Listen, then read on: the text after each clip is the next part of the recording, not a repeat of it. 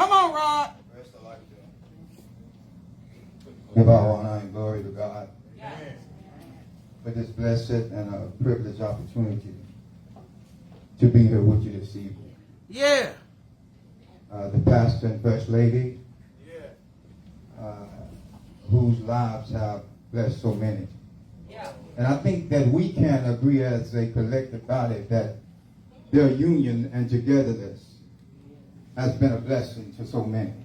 Come on, Rodney. And I want to, if it's okay, I want to briefly talk on the subject on what it means to be a man of God.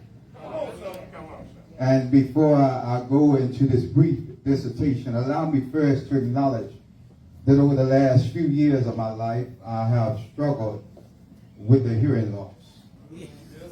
I can hear, but over the last few years, my ability to hear have greatly deteriorated. Yeah. And as I grapple with this dilemma and deal with this complexity, every now and then it provokes me to think about my grandfather, who also had a hearing loss. Yeah. Come on, son. You know, I read in a book one time that if a man cannot hear adequately, he then cannot respond properly. And I remember as a child when my granddad couldn't hear, we would crack jokes and we would laugh and we thought it was funny on the basis that he couldn't hear. But just a little while ago, I was sitting there in my room. Come on, son. And my youngest daughter, she had invited some of her friends over. And she began to tell her friends that, you know, my dad came here. She went on to tell them, I mean, he could hear, but just not like that. Yeah. And in her endeavor to prove to her friend that dad couldn't hear, she decided to play a game. Come on, Rodney. And she began to call my name. She said, Dad. And I acted totally oblivious and unaware to what was going on. And I wouldn't respond. She would giggle and laugh. And when I wouldn't respond, she would continue to giggle and laugh. She thought it was quite funny that Dad couldn't hear. But I let the game carry on. But when she got through laughing and giggling and having fun, I later called her back in the room and I said, Later, I heard you. Over the course of this ministry, I have had the blessed and privileged opportunity to sit down with the pastor. Come on, Rodney. Speak, son. Never have they been reluctant nor ceased to counsel me in the ways of the Lord and share with me God's word. Come on, son. They wouldn't water down the truth to facilitate my hearing or appease the things that I thought they would say. And every now and then, me and the pastor would be talking, and the conversation would transition. We would start talking. He would start telling me about the importance of money management. Uh-huh. And he would go on to tell me, he said, Rah, you know, son, a man ought not come to the end of the year and don't know how much money he done made.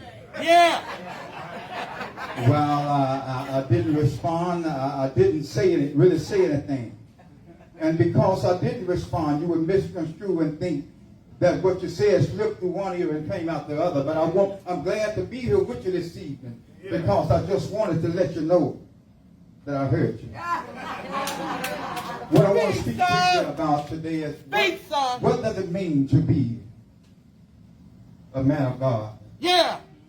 And as I began to introspect and retrospect, I began to look at my own life, and during a time of my own imprisonment, when my life was disenfranchised and broken and fragmented, I began to plummet and search through the scriptures, trying to figure out what is life?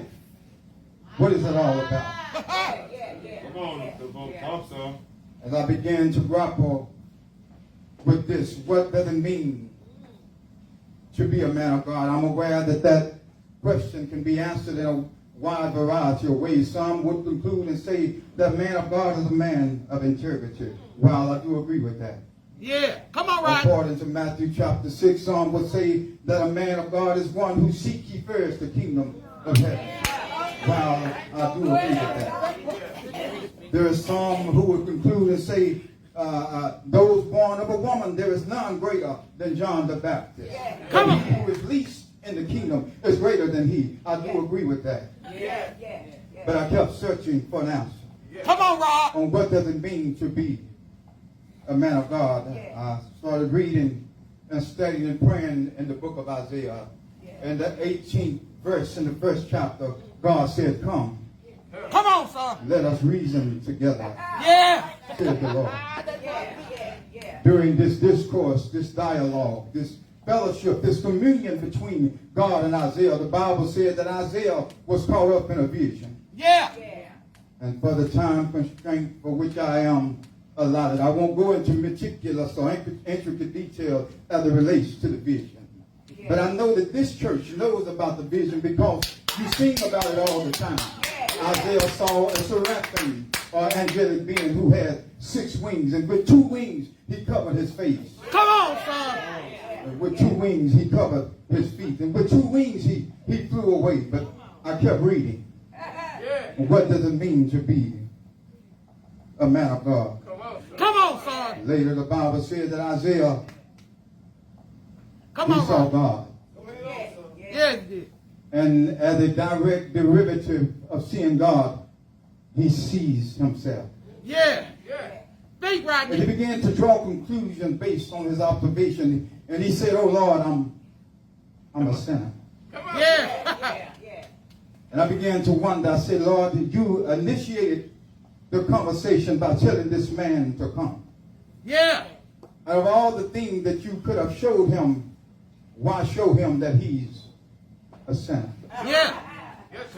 Later I would understand that God would ask this man a question, whom shall I send? Yeah. Isaiah said, Lord, send me. I'll go. Other words, Isaiah was saying, Lord, I know that I'm a sinner, but I'll go. Yeah. So Lord, I know that I'm imperfect, but send me. I'll go. Yeah. And I want to thank the pastor today for serving God, for answering the question, whom shall I send? Sir. Yeah. For saying, Lord, send me. I'll go. And while I come to a conclusion Big of rock. this, I want to Big old rock. say that shortly after this church was birthed, and I sat down with the pastor, and he began to tell me that there were some who recommended that he build a fence around the church. I don't know if you remember that. Yeah. And he began to tell me they wanted him to put a fence around it to keep the thieves and the sinners out. Yeah. And I guess they would come to that recommendation because of the proximity of the church to the hood. But he said, nephew, that's the whole reason the church is in the hood. I want to sit in there. Yes, sir.